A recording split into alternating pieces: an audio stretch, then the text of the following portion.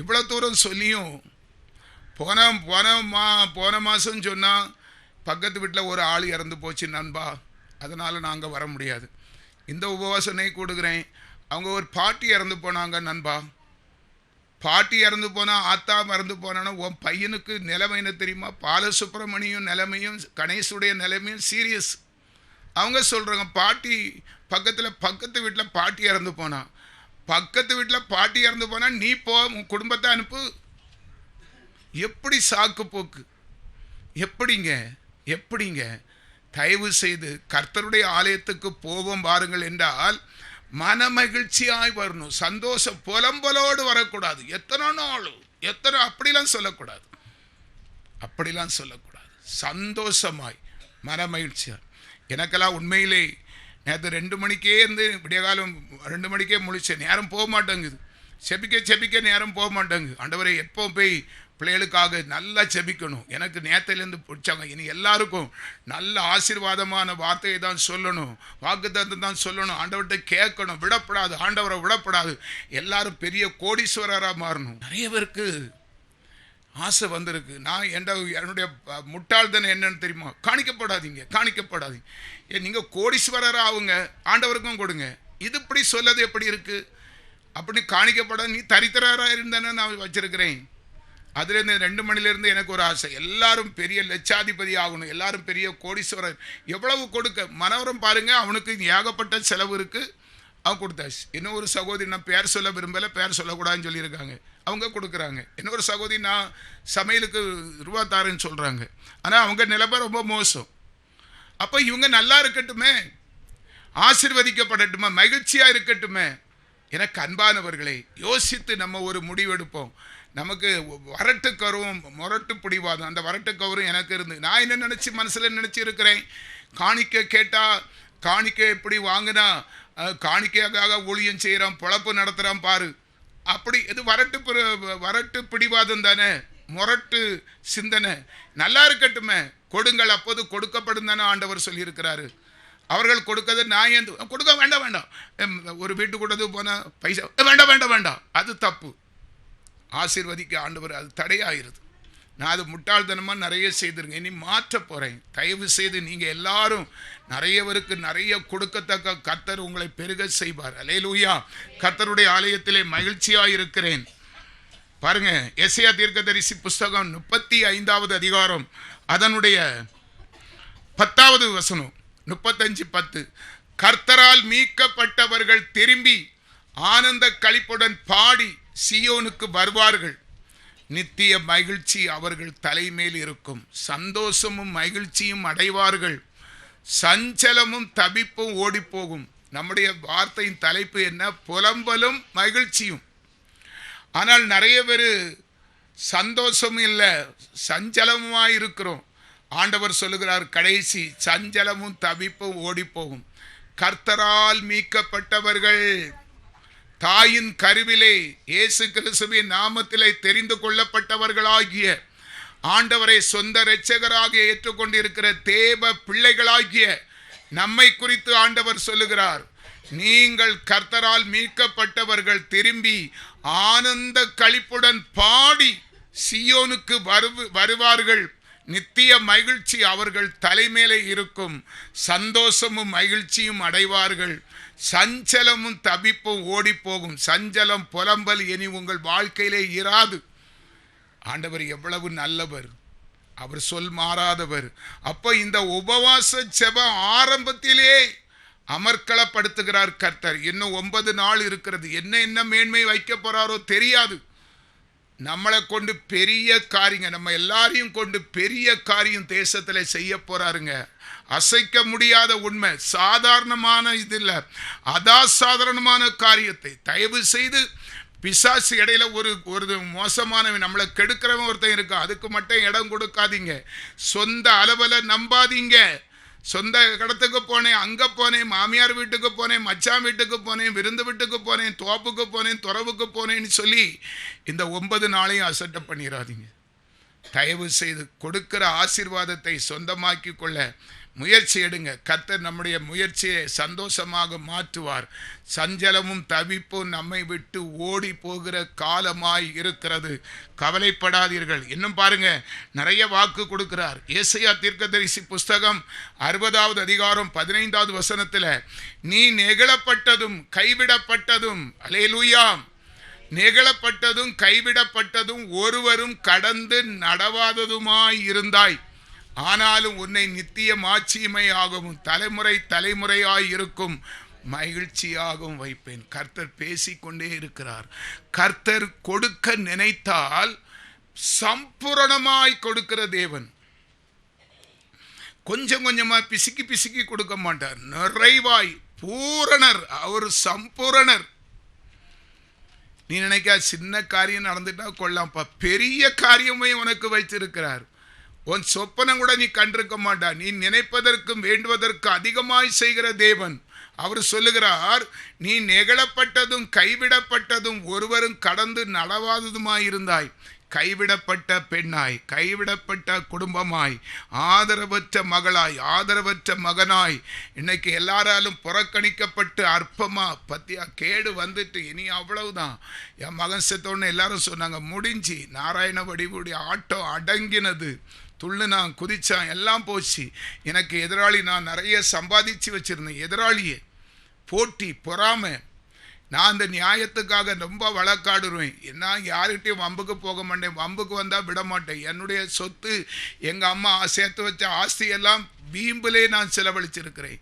வீம்பில் தொட்டா விடமாட்டேன். அது பழி வாங்காமல் விடமாட்டேன். அப்படி ஒரு பொல்லாத குணம். ஒரு சாதாரண கேபிள், ஒரு கேபிள் அவுத்துட்டு போயிட்டான்னு சொல்லி கேபிளுக்கு எதிராக கேபிள் வைக்கணும்னு சொல்லி வைராக்கியம் கொண்டு பல லட்சத்தை நாசமாக்குறவன். அல்லேலூயா. அப்படியாய்ப்பட்ட ஒரு மோசமான துர்க்குணம் உள்ளவனான என்னை, அதனால் பயங்கரமான கஷ்டங்கள் நஷ்டங்கள் குடும்பத்தில். எங்கள் அம்மா கொஞ்சம் கொஞ்சமாக சேர்த்து வச்சதெல்லாம் விற்று விற்று விற்று விற்று வீண் வம்பு. ஆமாம், இந்த ரோடு, இந்த தெரு போடுறதுக்காண்டி அதுக்கு ஒரு கல்லை நாட்டி, அதுக்கு போலீஸ் ஸ்டேஷன், அதுக்கு இதுக்கெல்லாம் வம்பா செலவு பண்ணினேன். வேதம் சொல்லுகிறது, நீ நெகிழப்பட்டதும் கைவிடப்பட்டதும் ஒருவரும் கடந்து, அதனால் துஷ்டன்ங்கிற பெயர் பெற்றேன். சப்பரம், ஆர்சி சப்பரத்தை நிப்பாட்டினதுனால கிறிஸ்தவ மக்கள் மத்தியில் நல்ல பெயரை இழந்தேன். உன் முகத்தில் முழிச்சாலே பாவம், துஷ்டம் வாரம் அப்படின்னு சொல்லுவாங்க. இன்னைக்கு தான் என்னை ஊழியக்காரன்னு ஏற்றுக்கொண்டு இருக்கிறாங்க. ஆனால் ஆண்டவருடைய கிருபை, தேவனை என்னைக்கு சொந்த இரட்சகராக ஏற்றுக்கொண்டனோ, நீ நெகிழப்பட்டதும் கைவிடப்பட்டதும் ஒருவரும் நடவாதுமாயிருந்தாய். ஆனாலும் உன்னை நித்திய மாட்சிமையாகவும். பார்த்தீங்க, என்னுடைய ஜென்ம சுவாபத்தெல்லாம் அப்படியே மாற்றிட்டார் பாருங்க. ஆகாதவன், துஷ்டன், எரிச்சல் உள்ளவன், கோபக்காரன், திட்டக்கூடியவன், அடிக்கிறவன், கெட்ட வார்த்தை பேசுகிறவன், குடிகாரன், இப்படியெல்லாம் பேர் பெற்ற என்னைக்கு இந்த ஊர்லேயே எனக்கு ஒரு தனி மதிப்பை ஆண்டவர் வைத்திருக்கிறார். எனக்கு அன்பான தேவை, என்ன மகிழ்ச்சி. உண்மையிலே அந்த அன்பு உள்ள எனக்கு வந்துட்டு பாருங்க. பொறாமைக்காரன், அவனை விட நிறைய சம்பாதிக்கணும், ஓடுற பஸ்ஸில் டிவி வச்சு அதில் காசு சம்பாதிக்கணும்னு நினச்சவன் பெரிய பெரிய பணக்காரனும். இப்போ பைசாவை ஒரு பொருட்டாக என்னது கிடையாது, கொடுக்கணும்னு ஆசை இருக்குது. அவங்ககிட்ட இருந்து வாங்கக்கூடாது, நம்ம கொடுக்கணும். பாவம், அவங்க கஷ்டப்படுங்கிறாங்க ஒரு எண்ணம் வருகிறது, ஒரு ஏக்கம் வரும். இவர்கள் நல்லா இருக்கணுங்கிற ஆசை, நல்மனசு வருகிறது. அதனால நான் நெகிழப்பட்டதும் கைவிடப்பட்டதும் என்னை ஒருவரும் நடவாதும் இருந்த, ஆனாலும் என்னை நித்திய மாட்சிமையாகவும் தலைமுறை தலைமுறையாயிருக்கும் மகிழ்ச்சியாகவும் கர்த்தர் நடத்துகிறார். நம்ம எல்லாரையும் அப்படி அவர் நடத்த போகிறார். ஒரு அல்லேலூயா சொல்லுங்க. நிச்சயமா அது நடக்கும். நான் உத்தரவாதத்தோடு சொல்றேன். அவர் தீர்மானித்து விட்டார். பிரியமானவர்களே, இயேசு தந்த புது வாழ்வு சபையை கட்டி, சபையை நாட்டி, சபையில் வந்து ஆராதிக்கிறவர்களை கனப்படுத்தும்படி தேவன் முடிவெடுத்து விட்டார். அதை ஒருவராலும் மாற்ற முடியாது. அல்லேலூயா சொல்லுங்க. ஆமாம், இந்த ஏசாயா 61:7 பாருங்க.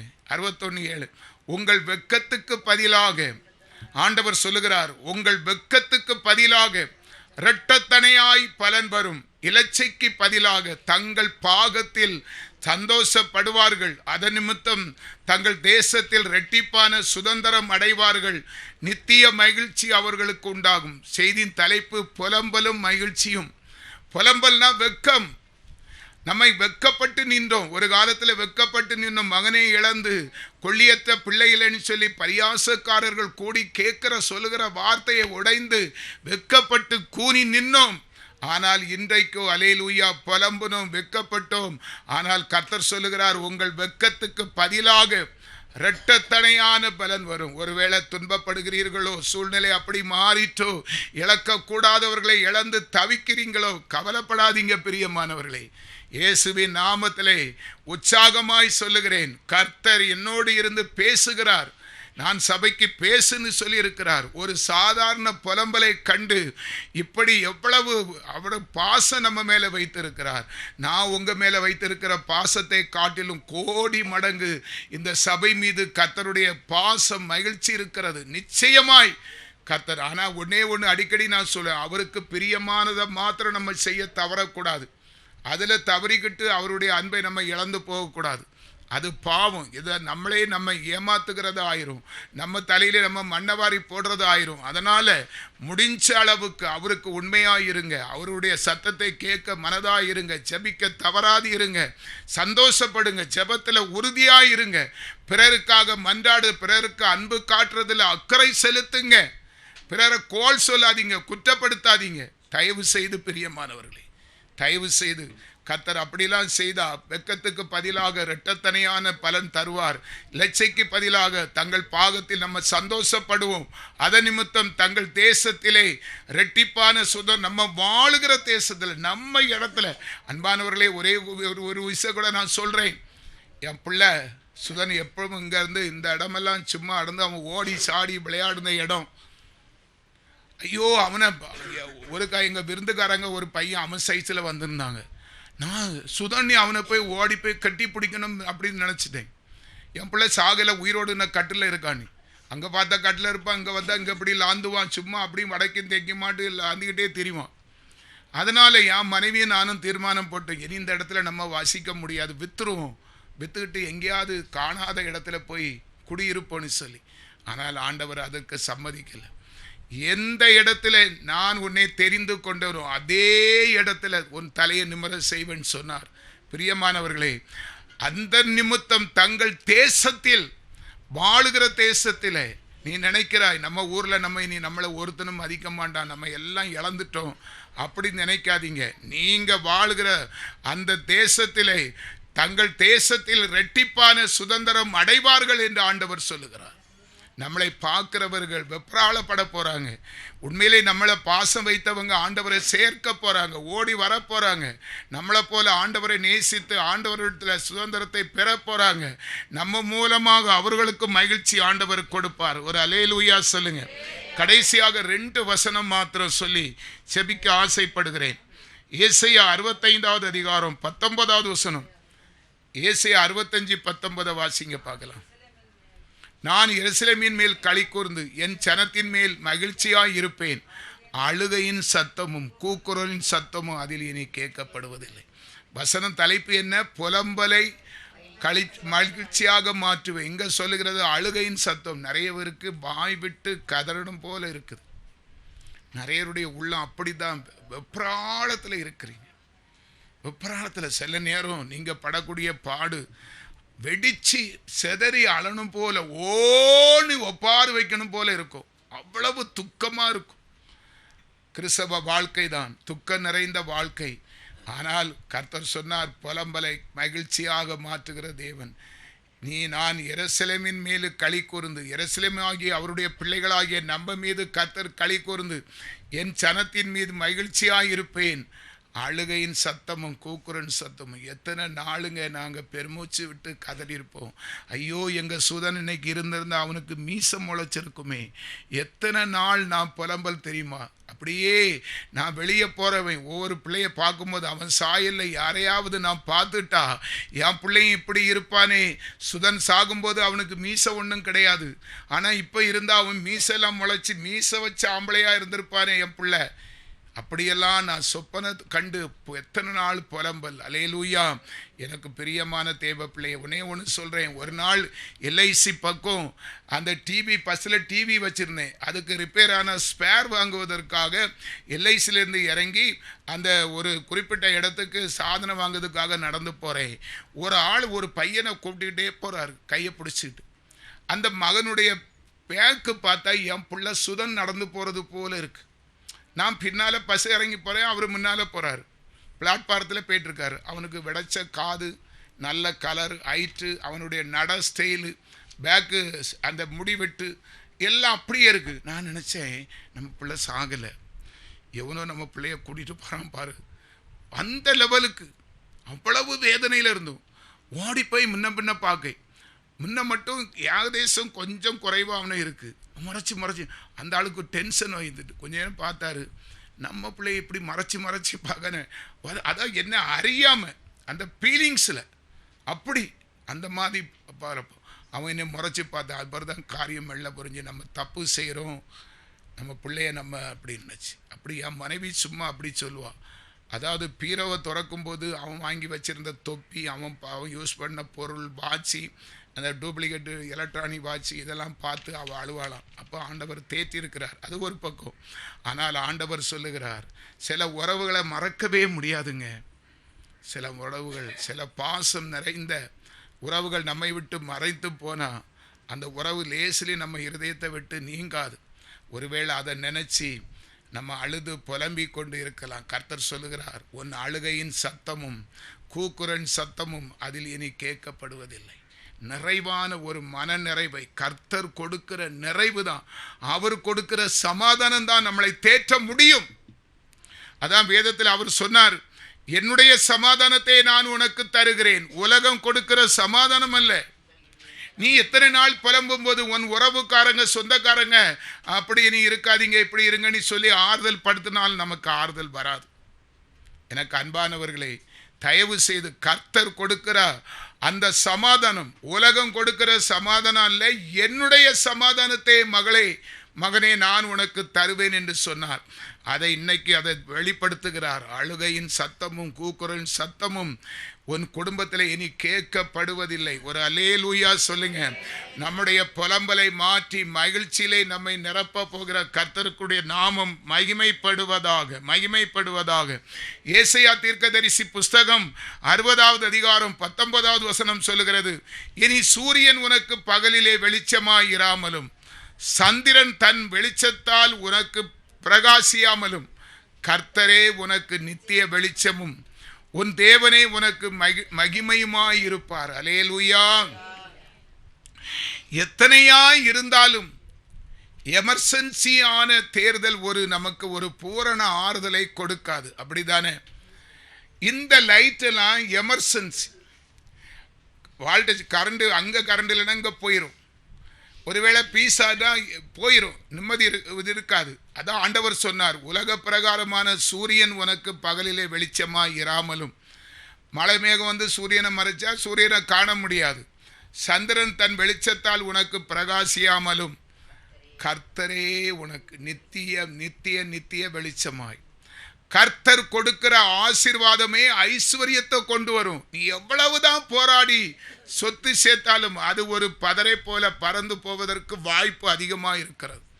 ஆனால் கர்த்தர் கொடுக்கிறது நிரந்தரமானது. அவர் ஒரு வாக்கு சொல்லி நீ இப்படி இருப்பாய் என்று ஆசீர்வதித்தால் அதை பிடுங்கவோ அதை அளந்து போறவோ அதுக்காக சாபம் விடவோ எந்த மனுஷனாலும் முடியாது.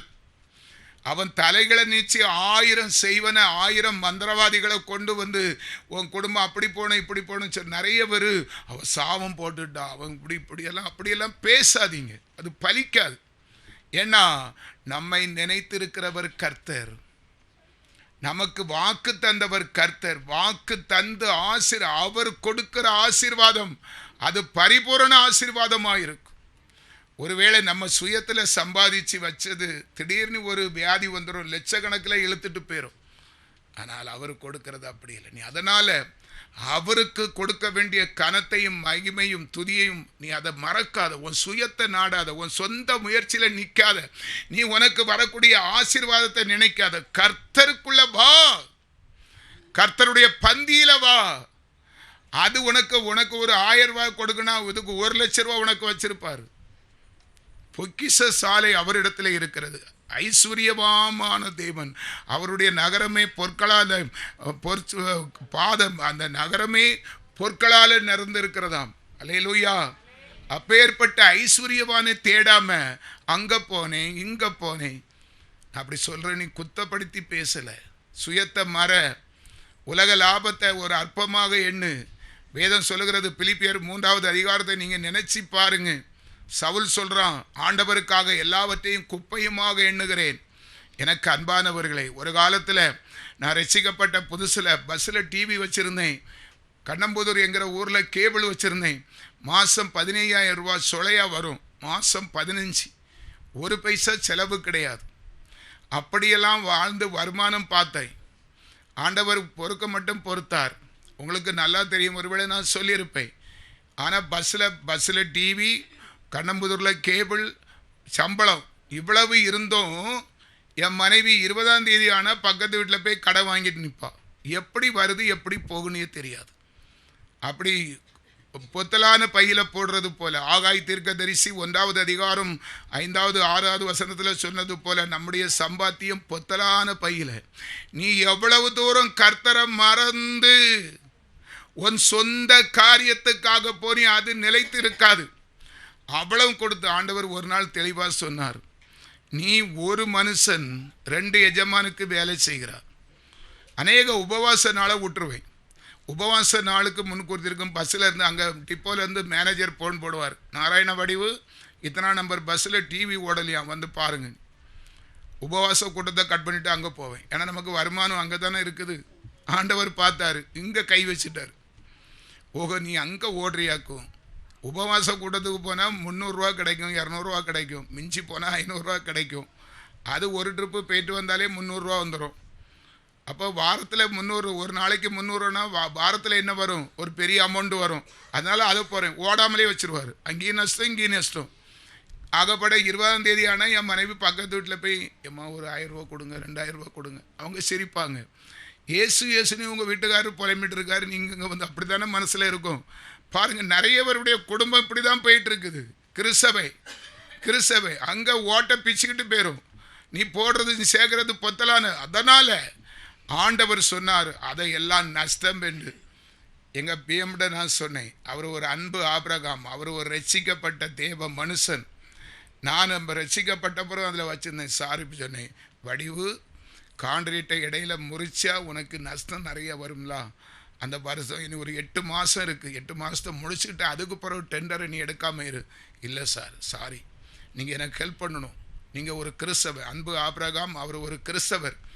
அவர்கிட்ட சொல்லி அவரை எம்டிகிட்ட ரெக்கமெண்ட் பண்ணி அவர் எம்டியெல்லாம் மடித்தார். அது எப்படி கொடுக்க முடியும்? அந்த ஆள் 1வது மாதம் ஜனவரி அடுத்த 1ஆம் தேதி வரை கான்ட்ராக்ட் எடுத்துருக்கிறாரு.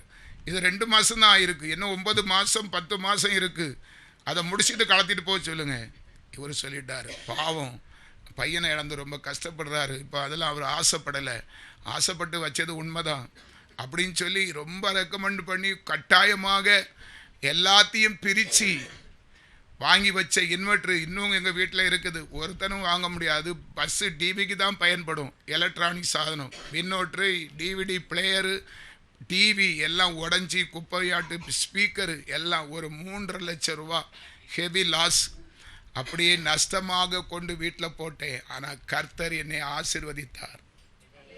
அன்னைக்கு துன்பப்பட்டேன், கஷ்டப்பட்டேன். இன்னைக்கு ஆசீர்வாதமாக இருக்கிறேன். எத்தனையோ காரியங்களை செய்ய செய்ய செய்ய கர்த்தர் என்னை மேன்மைப்படுத்தி கொண்டே இருக்கிறார்.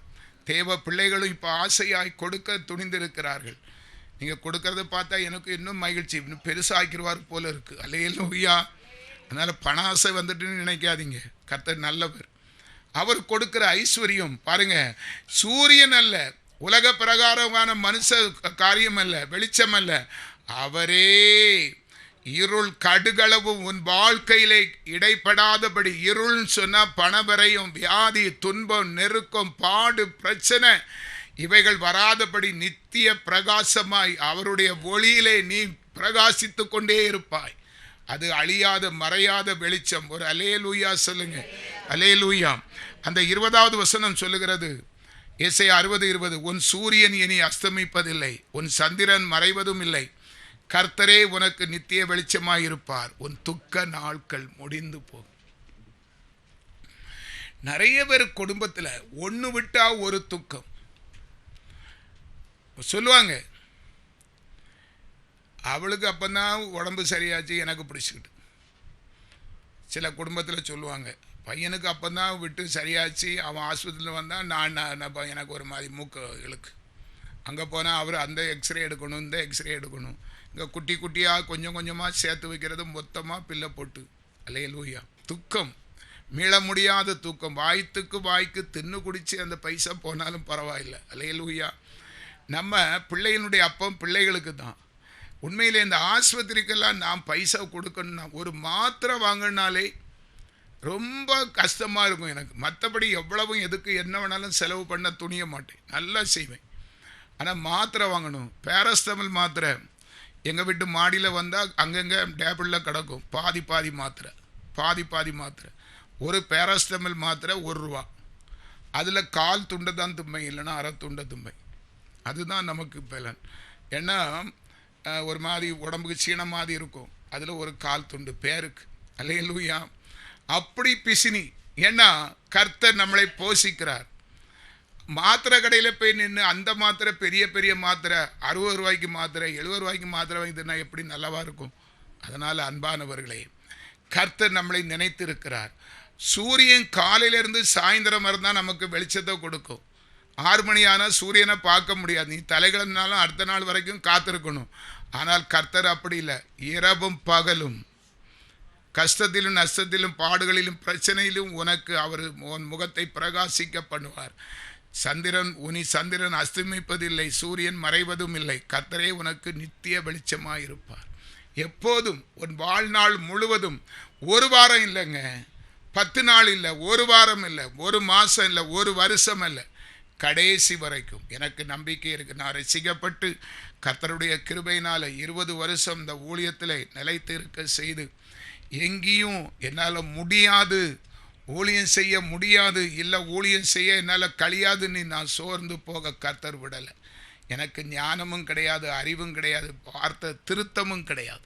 கர்த்தர் ஆனாலும் செல்லுகிற இடமெல்லாம் கர்த்தர் அவருடைய நாமத்தை, அவர் சூரியனாய் சந்திரனாய் இருந்து எங்களை நடத்திய போஷிக்கிற தெய்வம். நாங்கள் யாருங்க? துன்மார்க்கன். அப்படியாய்ப்பட்ட ஆண்டவர் எங்களை அசட்டை பண்ணிட்டாரா? இப்படி வாழ்ந்து வந்தானே. மனுஷன் நினைப்பான், நீ ஒரு காலத்தில் என்னை எவ்வளவா பேசினா அப்படின்னு நினைப்பான். ஆனால் ஆண்டவர் எல்லாம் மறந்துடுவாருங்க. தயவு செய்து நம்முடைய துக்க நாட்கள் முடிய போகுது. அதுக்காகத்தான் மீதி இருக்கிற 9 நாளும் தயவு செய்து அன்பா நான் மறுபடியும் சொல்லுகிறேன், அந்த 9 நாள் நம்ம கண்மேல் அவருக்கு விட்டு கொடுத்துருவோம். எவ்வளவு நஷ்டம் வரட்டு, நான் உத்தரவாதம் சொல்கிறேன். எனக்கு இந்த 9 நாளைக்குள்ளேயும் பல லட்சம் எனக்கு லாஸ் ஆகினாலும் பரவாயில்லை. அப்படி ஒரு தீர்மானம் எடுங்க. இந்த 9 நாளும் 2:30 மணிக்கு, ஒரு 12:30 மணினா ஒரு நிமிஷம் தாண்ட விட மாட்டேன். கரெக்டாக 12:30 மணிக்கு முடிச்சிடுவோம். 10 மணிலேருந்து நீங்கள் ஒன்றுமே செய்யாண்ட, சோத்திரம் மட்டும் சொன்னால் போதும். நம்ம எல்லாரும் சேர்ந்து செபித்து சாதிக்கிறவர்களா, ஏனி இந்த புறஜாதி மக்கள் மத்தியில் நம்ம குறைவுபட்டவர்களா வாழவே கூடாது. அது சரியில்லை. நமக்கு ஆண்டவருக்கு செய்கிற துரோகம். அவர் நமக்கு ரெடியாக இருக்கிறார். ஒரே நாளைக்குள்ள என் புலம்பலை மாற்றி இந்த வசனத்தின் மூலமாக நமக்கு ஒரு பெரிய நம்பிக்கை. இன்னைக்கு நிறைய பேருக்கு நம்பிக்கை துளிர் விடுகிறது. இந்த வார்த்தை நம்மளை ஒரு பலப்படுத்துகிறதாக நான் கர்த்தருக்குள் விசுவாசிக்கிறேன். எத்தனை பேர் நம்புறீங்க? என் துக்கத்தை கர்த்தர் முடிக்கப் போகிறார். இந்த சகோதரன் மூலமாக கர்த்தர் பேசுகிறார். இனி நான் வருத்தப்பட்டு இருக்க மாட்டேன். என் வியாதி என்னை ஒன்றும் மேற்கொள்ள முடியாது. ஆஸ்பத்திரிக்கு நான் இனி பைசா கொடுக்க மாட்டேன். கர்த்தர் அதை அனுமதிக்க மாட்டார். பிள்ளைகளுடைய அப்பம் பிள்ளைகளுக்கு தான். நம்ம உழைச்ச காசு நம்ம தான் சாப்பிட போறோம், நம்ம தான் அனுபவிக்க போறோம். அல்லேலூயா.